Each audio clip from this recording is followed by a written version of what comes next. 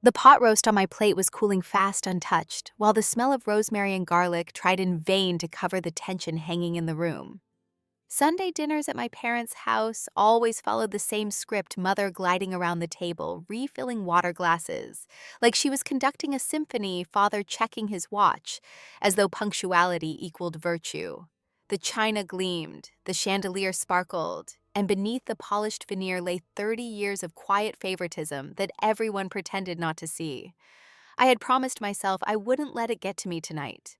I'd driven here in my old crossover, leaving the sedan tucked safely in my downtown garage. Or so I thought. The sedan was more than a car. It was a boundary carved out in steel and leather, the first tangible reward of my 18 months of grinding work on the Miller contract. That car was mine, paid for with my sweat not borrowed connections. I told myself no one could take that away. Then the front door opened and the script changed. Click, click. Naomi's heels struck the hardwood with all the flair of an entrance rehearsed 1,000 times.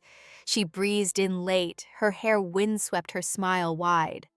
"Sorry, I'm late," she laughed, tossing her purse onto the sideboard, like the house itself had been waiting for her arrival. My chest tightened when I saw what dangled from her finger, a cobalt leather key fob. My cobalt leather key fob, the one I had bought with the car embossed with my initials. For a moment, I thought my eyes deceived me. Maybe she had a similar one. Maybe she was playing some sort of joke. But the way she spun the keys lazily before setting them down next to her water glass told me otherwise. She was perfectly comfortable flaunting something that wasn't hers. Father didn't miss a beat. Did the interview go well? His eyes shone with pride reserved only for her. Seemed to Naomi replied breezily. The manager said I had excellent qualifications. Of course you did, Mother chimed in, heaping potatoes onto her plate. We're just glad you had reliable transportation today. Reliable transportation. The words thudded in my chest. My fork trembled in my hand. Slowly, deliberately, I set it down on the plate. The silver clink echoed louder than it should have. "Did you take my car without asking me?" I asked, my voice calm, but edged with steel. Naomi rolled her eyes as if I were being dramatic. She twirled the keys once more before flicking them down onto the linen tablecloth. "Oh, please, it's just sitting in your garage most days anyway." "That's not an answer." My voice sharpened. Father's expression hardened the way it always did when he believed the conversation should end. "Family helps family, Addison.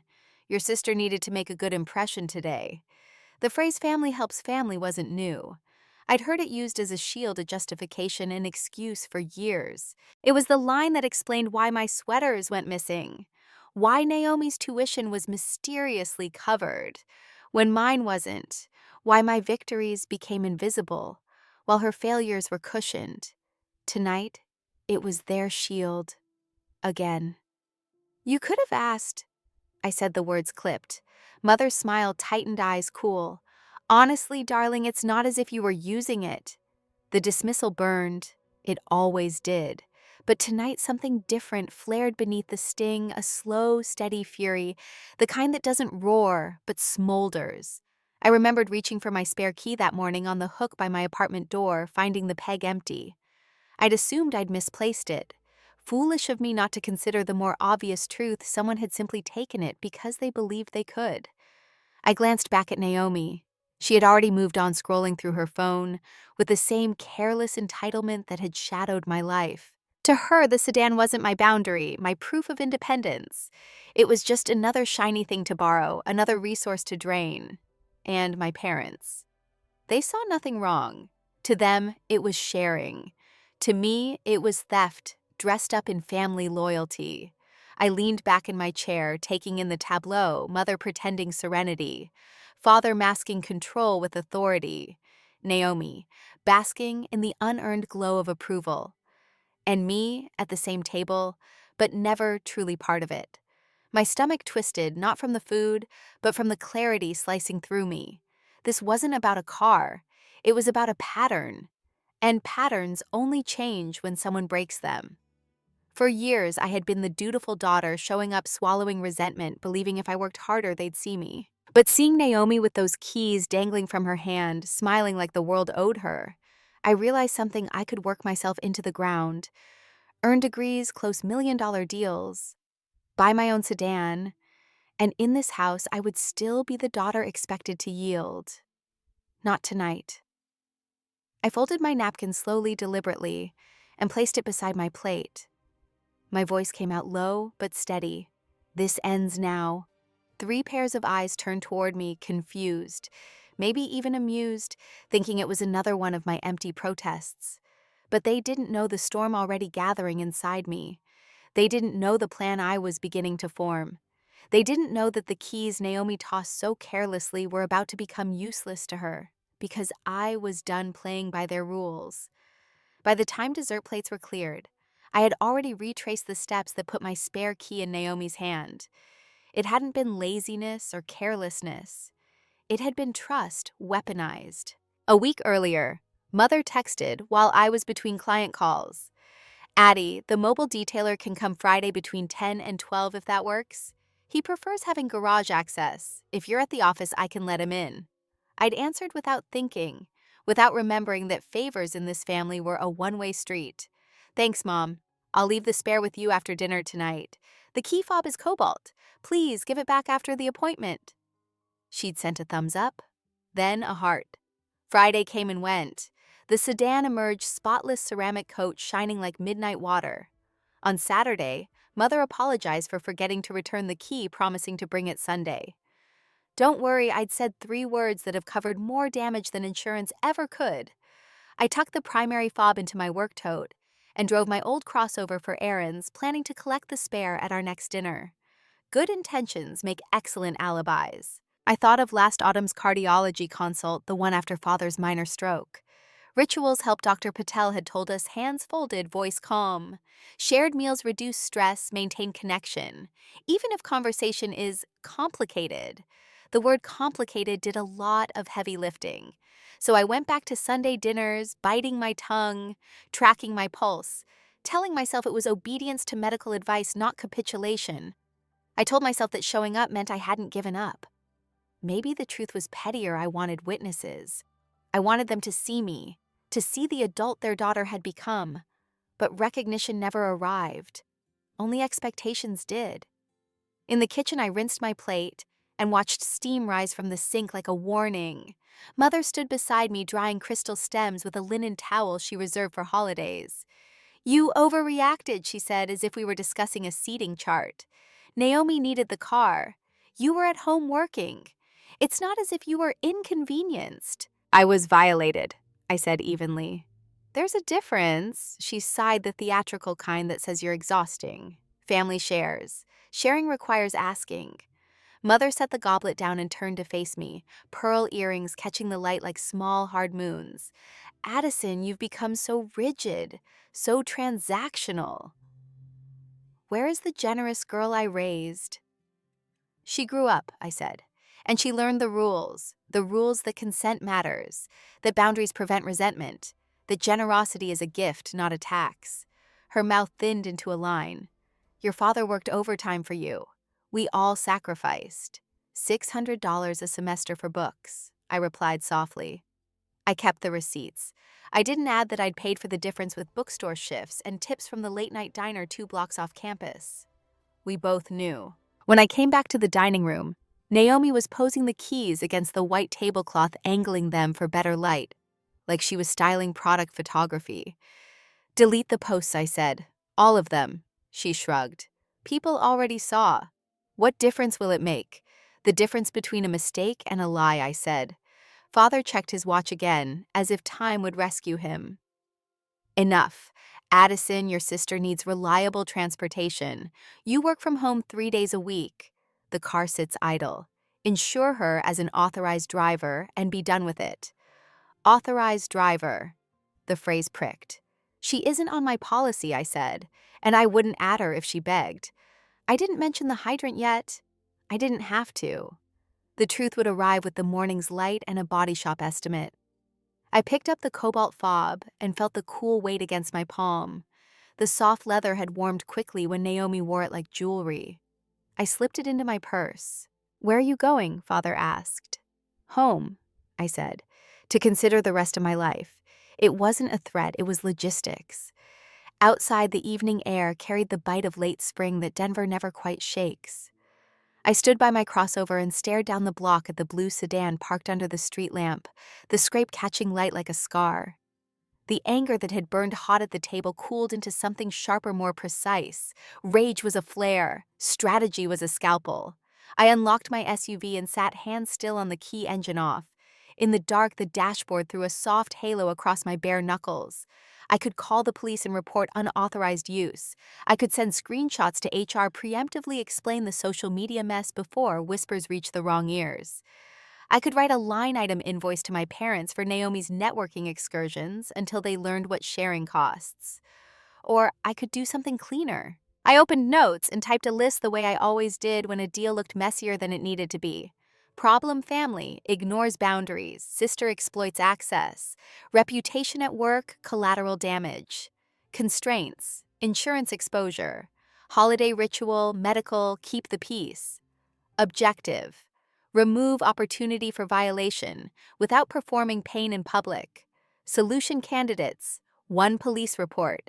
2 civil claim. 3 policy changes plus physical controls. 4 ownership reframing. Ownership reframing. The phrase lit up like a runway. I didn't need my family to respect my boundaries to make them real. I just had to make the cost of crossing them higher than their appetite. The sedan didn't have to be a prize in the family economy. It could become an asset in a system that already understood value access and rules. I started the engine and eased away from the curb, the plan assembling itself with each turn of the wheel, Monday 10 a.m. The CFO, 10:30 legal, the rest a transfer of title, a new parking placard, an insurance rider with a name that wasn't Naomi. Rituals I thought could save a heart. Boundaries could save a life. I still remember the smell. Not the showroom polish or the artificial new car fragrance they pumped into the vents, but the sharp tang of leather and glue, the smell of possibility. The salesman had called the color midnight blue, but under the bright fluorescent lights of the dealership, it looked black, sleek, and secretive, like something waiting to be discovered. When I pressed my palm against the hood, the chill of the metal steadied me. It was the first thing I had ever bought purely for myself. No hand-me-down, no discount, no compromise. 3 months earlier, I had stood in a boardroom on the 32nd floor, my charcoal suit pressed, my hair twisted into a bun so tight it gave me a headache. 8 men in gray had lined the conference table, their skepticism thick enough to touch. The Miller proposal had been my responsibility for 18 months. I had lived inside that binder late nights, cross-checking numbers, early mornings, redrafting projections, weekends, rewriting slides until the fonts blurred together. When the last signature hit the dotted line, when the $3.5 million deal became real, the adrenaline left me hollow. And then came the commission money, substantial enough to tempt extravagance. Linda, my closest friend at the firm, had raised her glass of cheap champagne at the corner bar. Buy yourself something ridiculous, she'd urged. You earned it. I'd laughed, promising maybe a new laptop, maybe a vacation.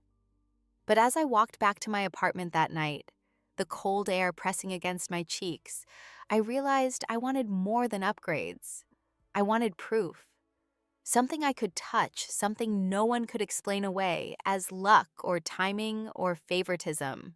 Something indisputably mine. The decision crystallized the next morning. I was making coffee when my phone buzzed with a family group text. A picture of Naomi grinning with perfect teeth, holding a designer handbag. So proud of our girl, Mother wrote. She deserves the best. I stared at the photo until the coffee went cold. That bag probably cost more than my semester's book stipend back in college.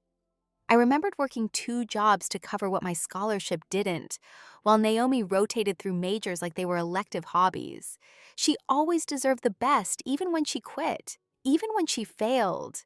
My best had been invisible, unworthy of mention. That was the moment I decided. Not another pair of practical pumps. Not another neutral couch for my apartment. A car, a real car. One that would roar when I turned the ignition, one that would not carry the scent of anyone else's perfume. One that represented me. At the dealership, the salesman's eyebrows had lifted when I declined financing. All at once, he asked.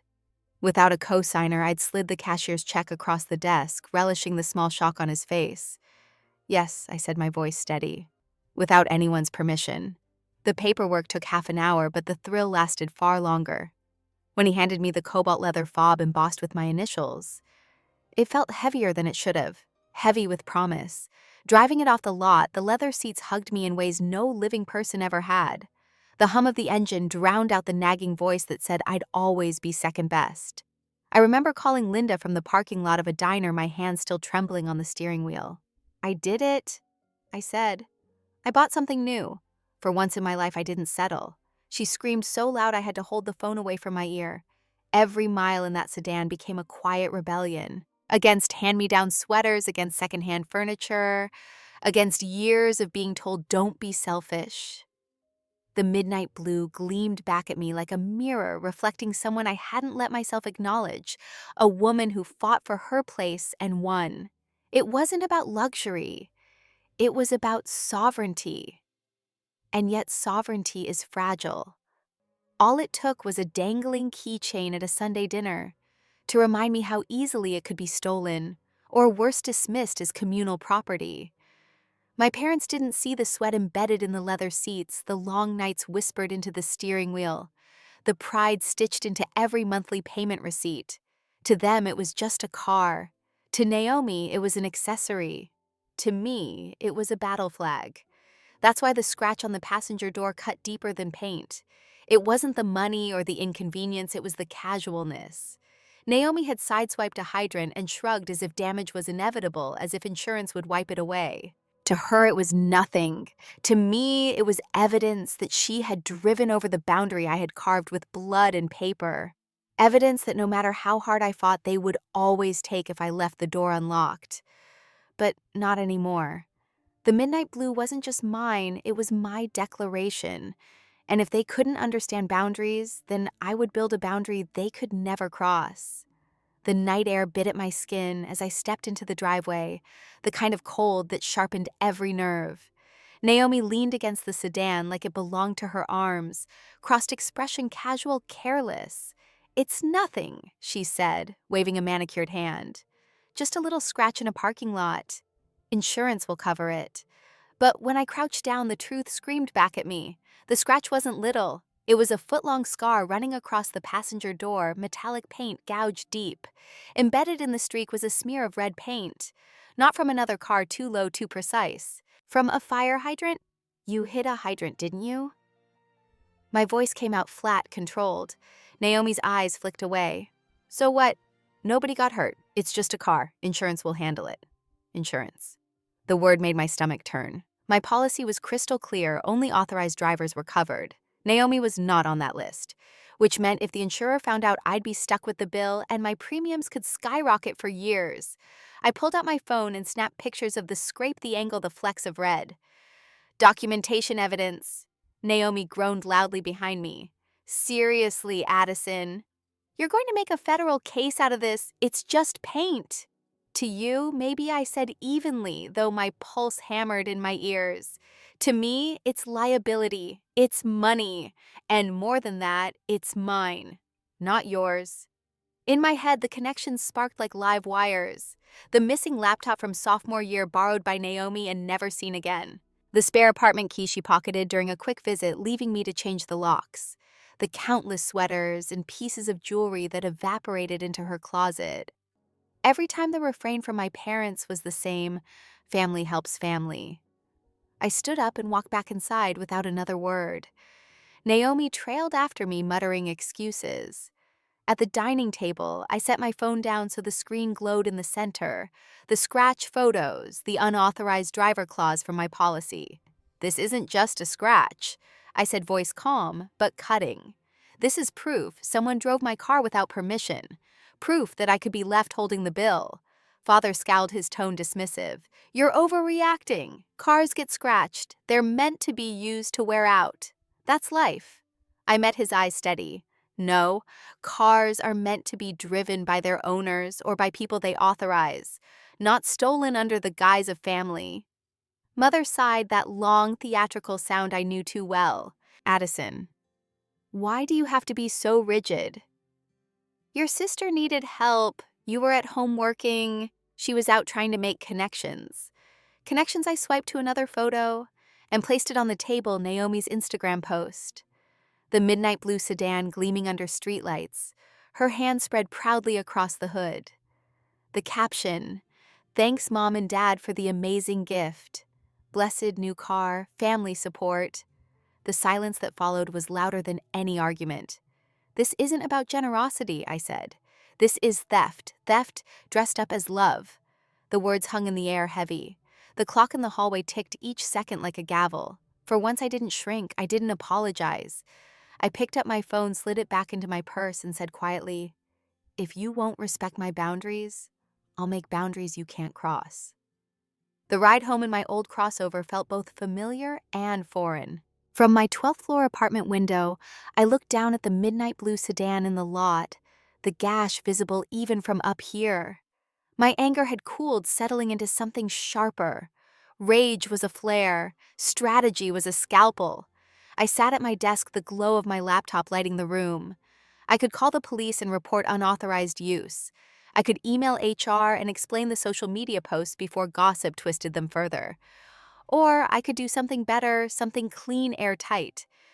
I opened a new document and started typing. Problem boundaries, ignored reputation compromised. Constraints. Family rituals, medical, keep the peace, insurance, risk. Objective, eliminate opportunity for violation without public spectacle. Solution, reframe ownership. Reframe ownership. The words pulsed like a beacon. If my family refused to respect the rules, I would change the rules entirely. They thought this car was theirs to give. They were about to learn it wasn't even mine to lend. Monday morning buzzed with the kind of restless energy that usually invigorated me. Not today. I walked through the office lobby with a coffee in hand, telling myself I could push last night's chaos to the back of my mind. Focus on numbers, focus on deals, forget the car, forget Naomi. Addison Jessica from accounting waved, her eyes lighting up. "Your sister's new car is gorgeous. My husband's been eyeing the same model. Your parents must be so generous." I froze mid-step. The smile I'd plastered on cracked. I managed a strained thanks before moving on, my pulse spiking. Barely 2 strides later, Mark from finance clapped me on the shoulder. "Saw Naomi's post? That sedan is sweet. Your folks must be proud she landed a job that came with perks like that." "She hasn't started yet." I muttered, the words clipped and ducked away before the heat in my face gave me away. But the comments didn't stop. By the time I reached my office, at least 4 more coworkers had chimed in, all parroting the same narrative Naomi had written online. The midnight blue sedan was a gift from Mom and Dad. Each remark was a blade twisting deeper. 18 months of late nights of proposals bled dry, of revisions of coffee gone cold on my desk, and all of it reduced to a footnote beneath Naomi's Instagram caption. In their eyes, I wasn't the relentless workhorse who closed Miller. I was just the lucky daughter of generous parents watching her younger sister bask in undeserved glory. I shoved my office door shut harder than I meant to. The blinds rattled against the glass. My desk was immaculate, awards lined neatly along the shelf. But instead of pride, I felt humiliation crawl under my skin. A knock followed. Carl, my assistant, peeked in.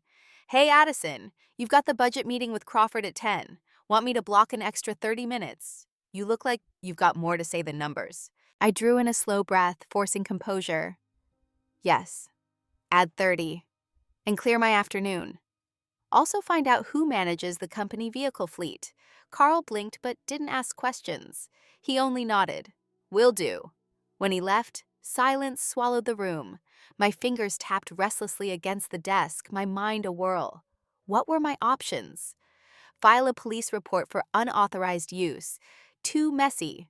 Blast the truth online. Too petty. None of it would change the story already spreading. I needed something clean, final, unassailable. The answer arrived like a lightning strike: make the car corporate.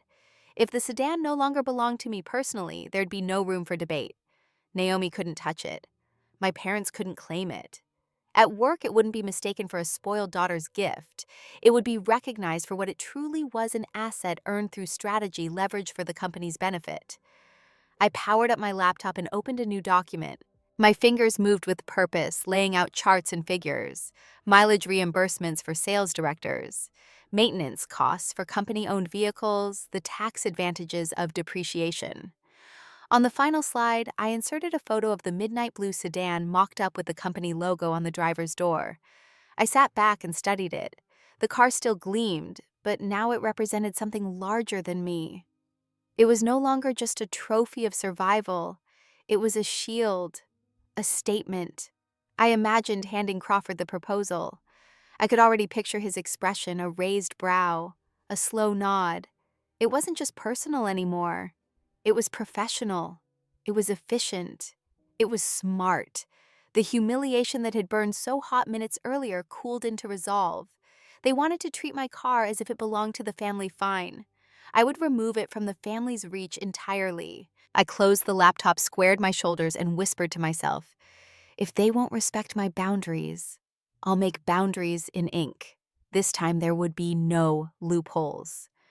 At precisely 10 o'clock, I walked into the conference room with a folder tucked under my arm, and a calmness I didn't quite feel.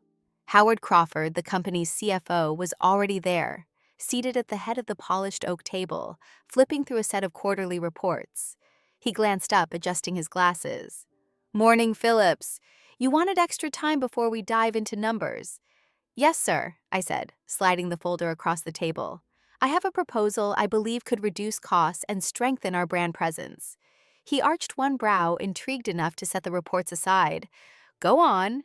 I drew in a breath and launched into the pitch I'd practiced all morning. Currently, we reimburse our sales directors an average of $1,245 a month in mileage expenses. Add in the wear and tear deductions, inconsistent client impressions, and scattered branding. We're leaking both money and opportunity. My suggestion is simple: invest in a dedicated executive vehicle. Crawford opened the folder, eyes scanning the spreadsheets I'd prepared. Each line item was precise, deliberate. Fuel costs, maintenance comparisons, tax benefits, depreciation schedules. "You're suggesting a company car," he said flatly, though I caught the flicker of interest in his eyes. "Yes," I answered, steady. "A corporate vehicle would cut reimbursement costs by 30% while offering consistent visibility. Imagine our logo arriving at every client meeting, every networking event. It's a rolling advertisement, but one that pays for itself." He tapped a finger against the table. "And you just happen to have a vehicle in mind?" I met his gaze directly. "I do."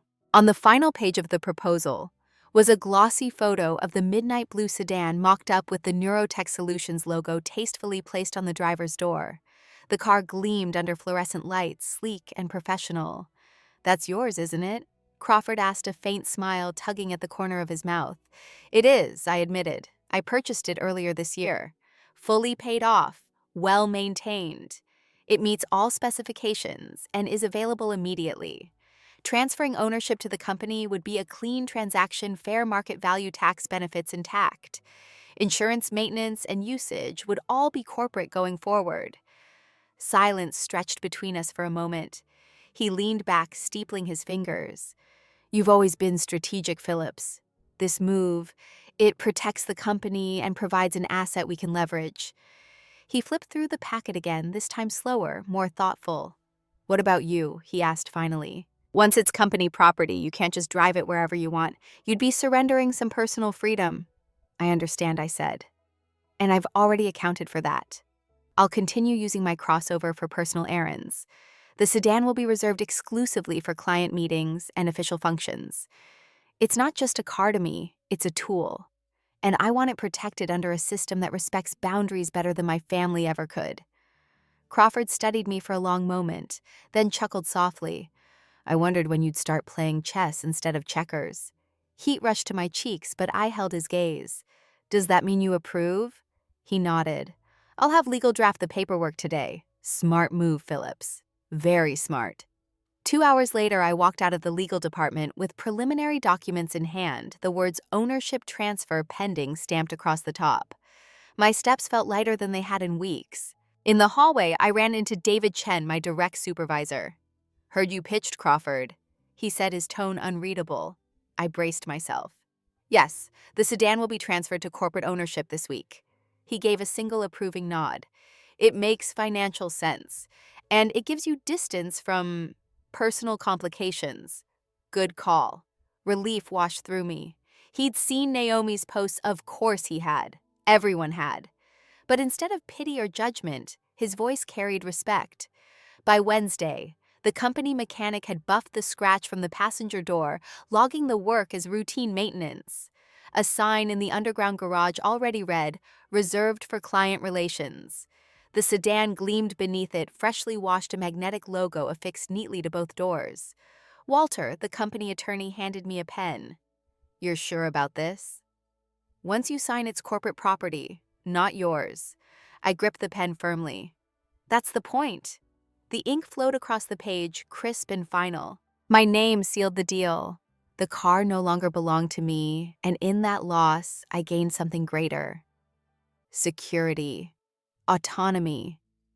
The proof that boundaries once written into law cannot be ignored. I walked away from the table, with my head high, the echo of Crawford's words still in my ears. Smart move, Phillips. For the first time in years, I felt untouchable. His sedan looked different now, even though nothing about its sleek frame had changed.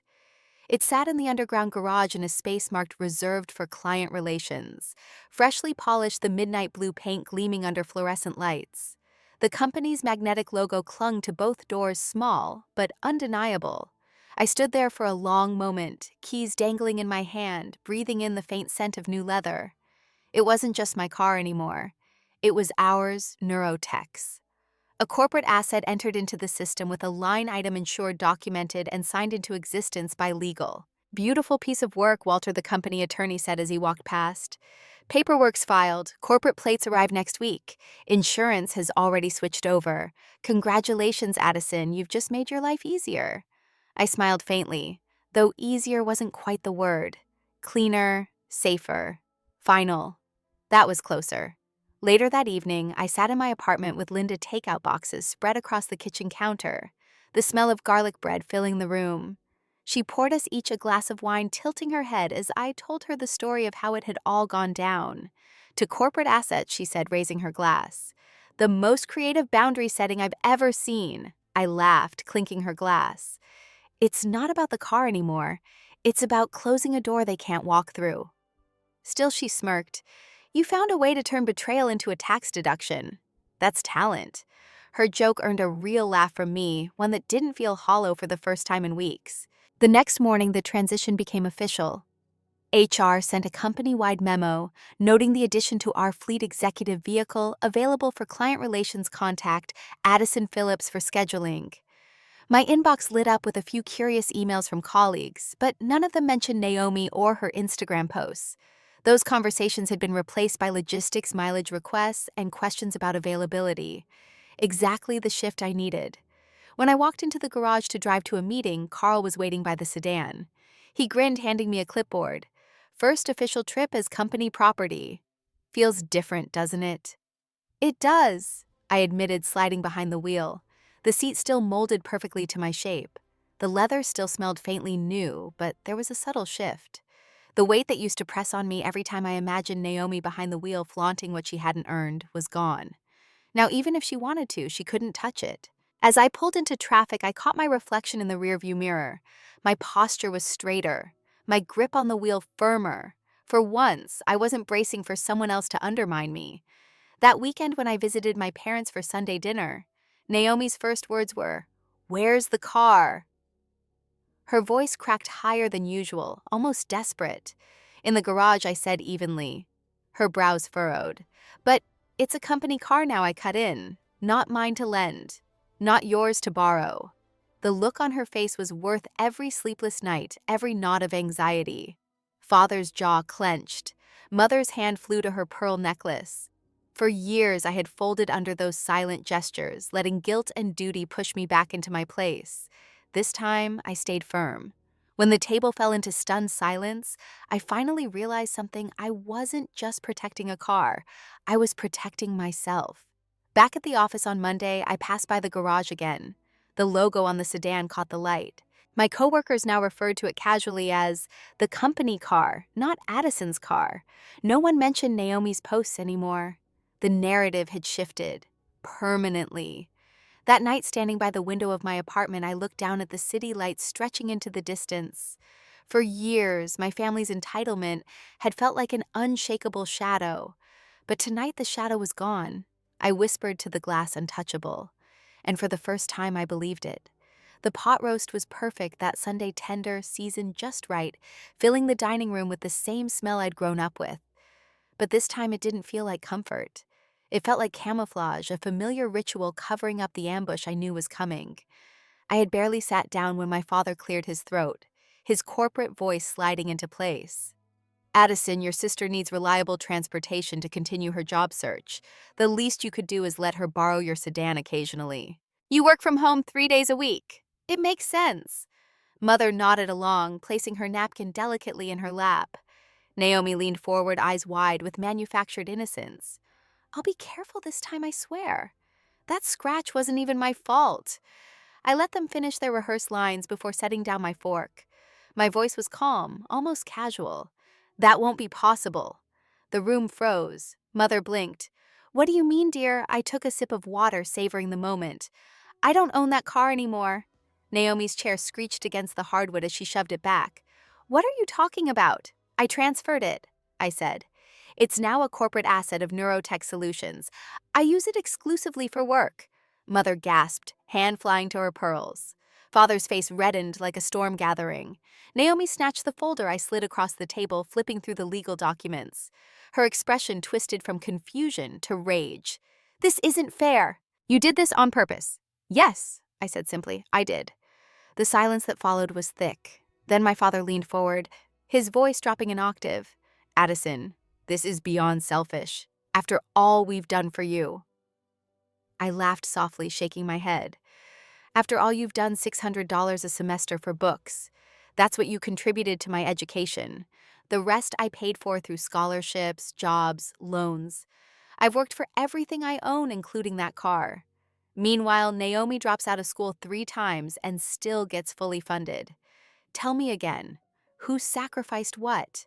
My mother's eyes welled with tears, the familiar manipulation I'd fallen for 100 times before. We were only trying to help everyone in the family. No, I said, my tone sharpening. You were enabling her at my expense. Every time she failed, you comforted her. Every time I succeeded, you dismissed it. The pattern is clear. I work, she takes, and you excuse it. That car was the last straw. Naomi slammed the folder shut, glaring at me with venom. You've always kept score, always so cold, so ungrateful. I leaned forward steady. Would you like me to read the score out loud? The rent I paid when you were between opportunities. The textbooks I bought for classes you never finished. The security deposit you never paid back. Every time I gave without complaint, and every time you took it as your right. That ends now. Father's jaw clenched. If this is how you treat family, perhaps you should reconsider your place in this family's future. The threat hung in the air, heavy and familiar, but for once it didn't land. I smiled faintly. If you're threatening to cut me out of the will, don't bother. I've already received my inheritance. The lesson that hard work pays, that standing on my own 2 feet is worth more than anything you could leave me. For the first time in my life, I saw uncertainty flicker in his eyes. I pushed back my chair and rose. Love doesn't steal. Love doesn't take without asking. Love respects boundaries.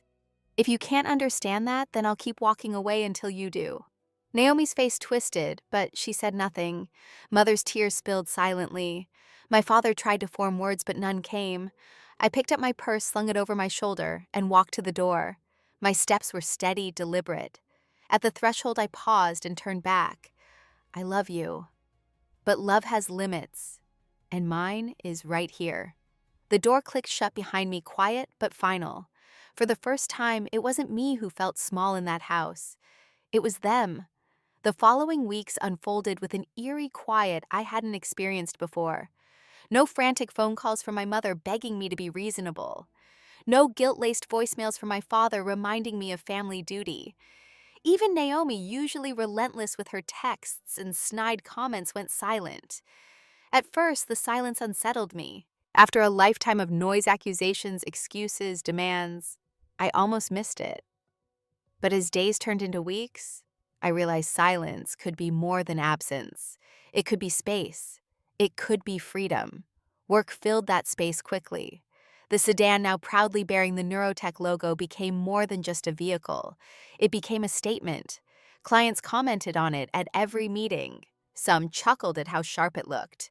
Others treated it as proof that our company invested in presentation as much as performance. Either way, it worked. Deals closed faster, negotiations ran smoother. Crawford stopped me in the hallway one afternoon, tapping the edge of a quarterly report. "Your numbers are up again." That car was a smart play. It's saving us more than we projected.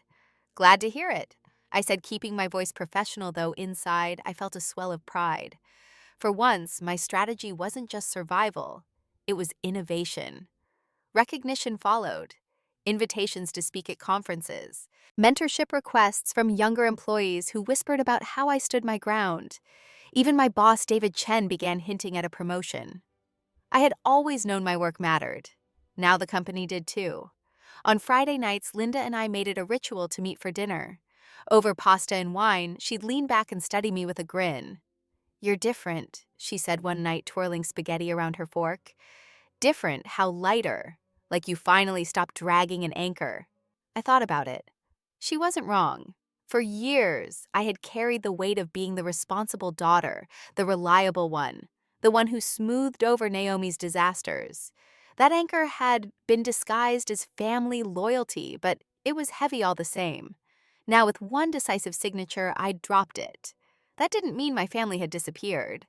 Small tendrils of contact crept back in. A polite holiday card, my father's stiff signature scrawled at the bottom. A text from my mother asking if we could meet for coffee, just the two of us. Even Naomi posted less about her blessings online, though I heard through a coworker that she'd finally managed to keep a job longer than 3 months. Each time I received a message, I paused. Once I would have answered immediately, rushing to repair to soothe. Now I weighed them. Did this respect my boundaries? Did it come without expectation? If yes, I replied brief, polite but firm. If not, I ignored it. One Tuesday evening, I hosted colleagues at my apartment for a product launch celebration. My dining table gleamed with new china I'd bought myself, no heirlooms, no borrowed history. The laughter around me felt easy, untainted by undercurrents of favoritism or rivalry. When someone asked casually about my family, I surprised myself with the honesty of my answer: "We're finding new ways to connect, on my terms." Later that night, as I loaded dishes into the dishwasher, I caught my reflection in the darkened window. I looked older, steadier, maybe even a little softer. For the first time, I wasn't haunted by whether I'd done enough to earn love.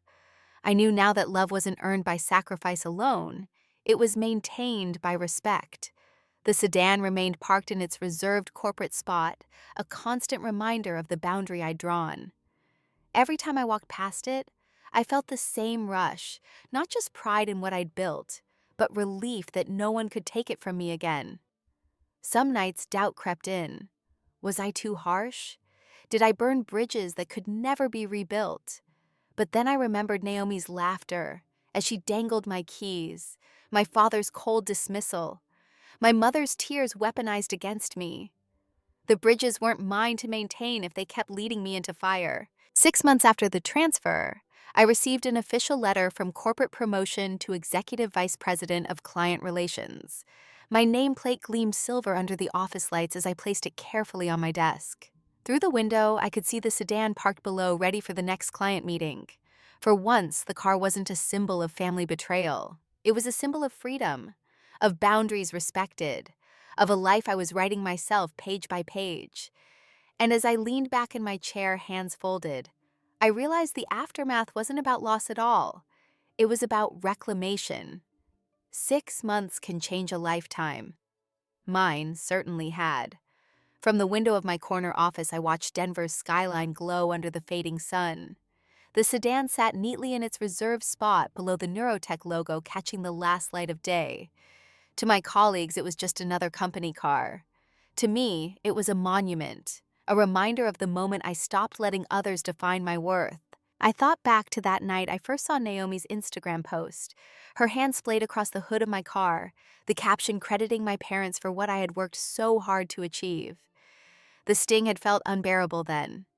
Now, it was a memory dulled by distance, like an old scar you can press without pain. What lingered instead were the lessons. I had learned that boundaries were not walls to shut people out, they were doors. I controlled deciding who came in and under what terms. For years, my family had waltzed through without knocking, taking what they wanted, leaving me to clean up the mess. Signing that transfer agreement had been more than a legal act. It was a declaration you don't get to write my story anymore. At first, the silence from my family felt like punishment, but gradually I realized it was an opportunity. Space to build a life that wasn't reactionary, wasn't defined by guilt or obligation. Space to notice how respect once claimed had a way of multiplying. My colleagues respected me more. My friends saw me more clearly. And slowly, I began respecting myself in ways I hadn't before. Even my parents seemed to sense the shift. Their Christmas card had arrived signed by both of them, no passive-aggressive notes tucked inside. My mother texted occasionally, not with demands, but with simple updates. Naomi's name came up less, as if even they had grown weary of defending her choices. Maybe, just maybe, my refusal to bend had forced them to see her differently, too. I didn't delude myself into thinking everything was healed. Family wounds run deep, and ours were layered with decades of favoritism and unspoken resentments. But the difference was I no longer felt responsible for mending them. Healing, if it happened, would be on mutual terms or not at all. One evening, over coffee with Linda, I found myself saying aloud what I had only whispered to myself before: success isn't about what you own. It's about what you refuse to give away: your peace, your dignity, your boundaries. She raised her mug in a toast. And you've earned every inch of those. I smiled, realizing she was right. For the first time, I wasn't afraid of being called selfish. Because selfish wasn't the truth. Self-respecting was.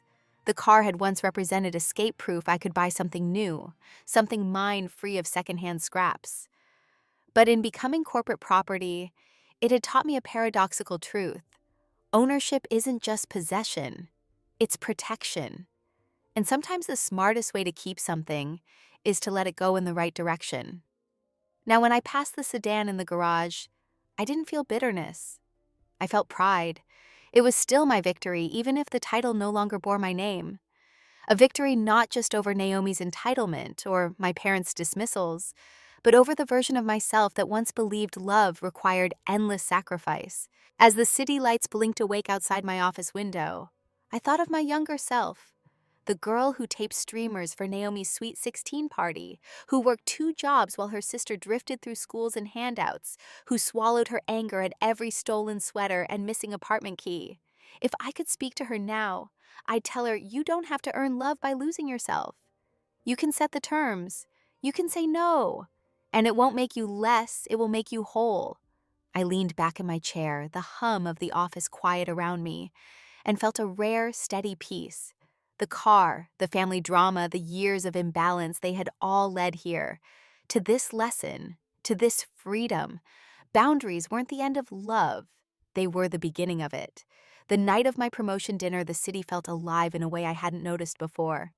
Denver's streets pulsed with headlights and laughter, restaurants, buzzing sidewalks crowded with strangers on their way to somewhere. I stepped out of the sedan, now proudly bearing the company logo, and handed the keys to the valet. For the first time, I didn't flinch. The car was no longer a point of contention. It was a tool, a symbol, and best of all, untouchable. Inside the restaurant, my colleagues raised glasses in my honor. Laughter rolled across the table, untainted by rivalry or guilt. They celebrated me not as someone's daughter, not as Naomi's sister, but as Addison Phillips, Executive Vice President of Client Relations. As the night wound down, I walked home alone, heels clicking against the pavement.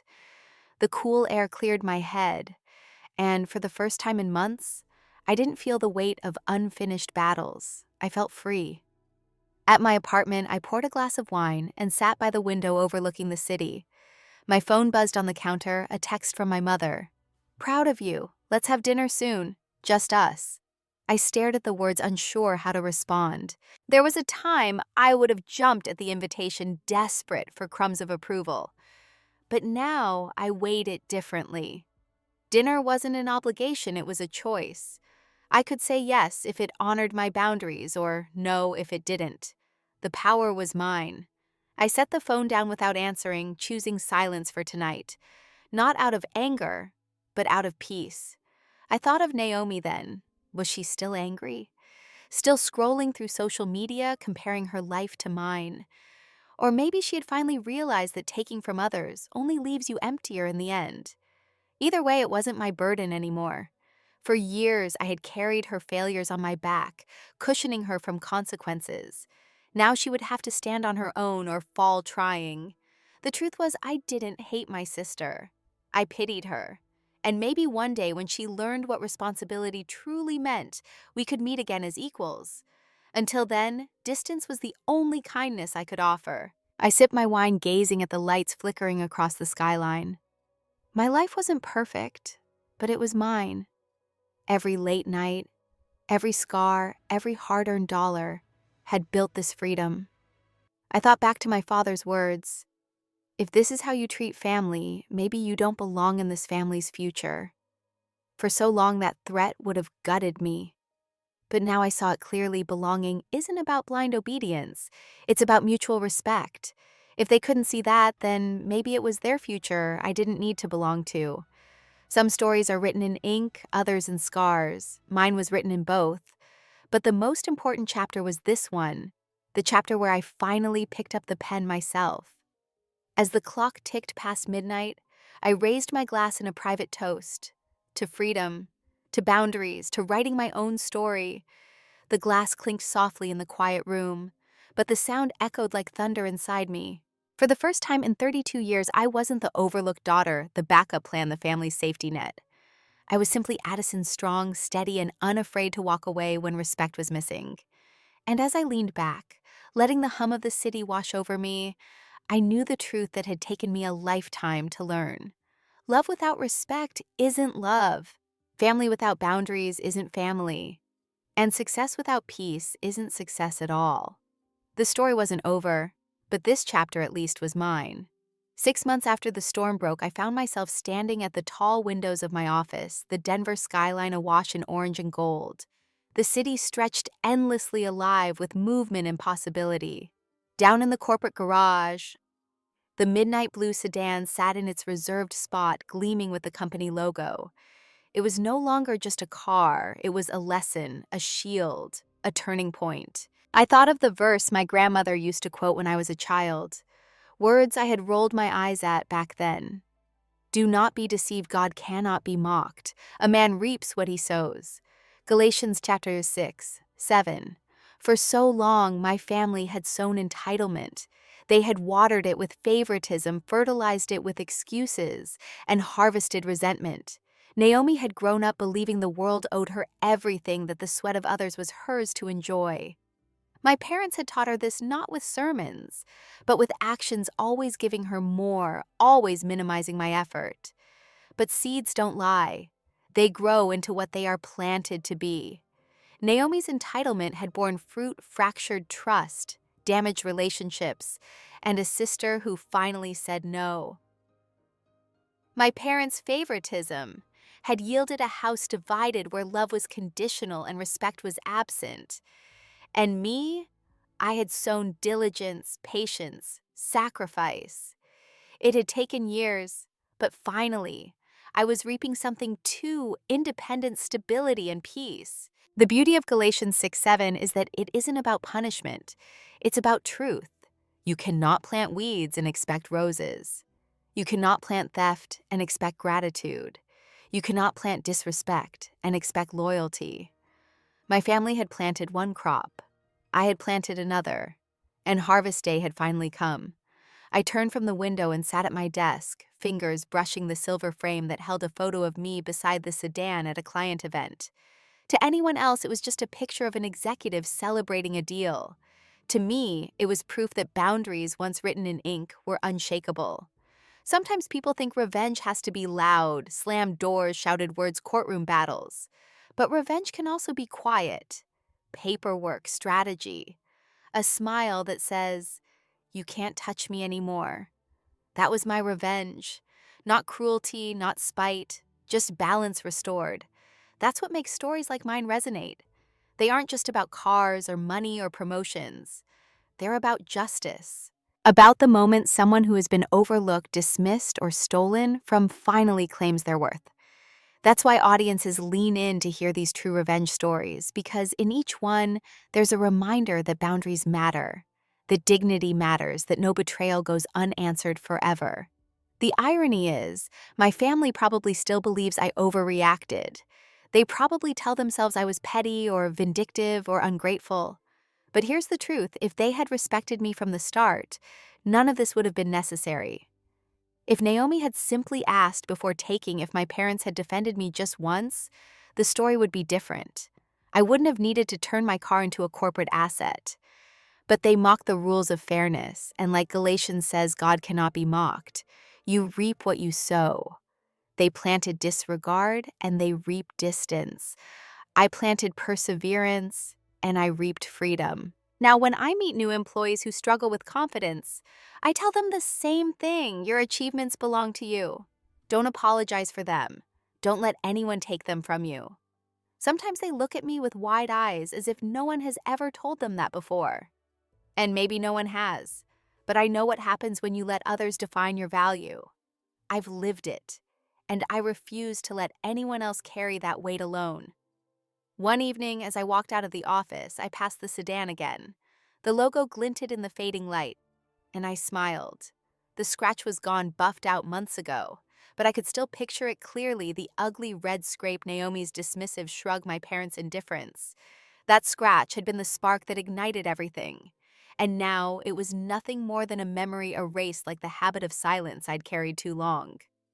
I unlocked my crossover SUV and slid behind the wheel. Practical, reliable mine. The engine rumbled to life, steady and familiar.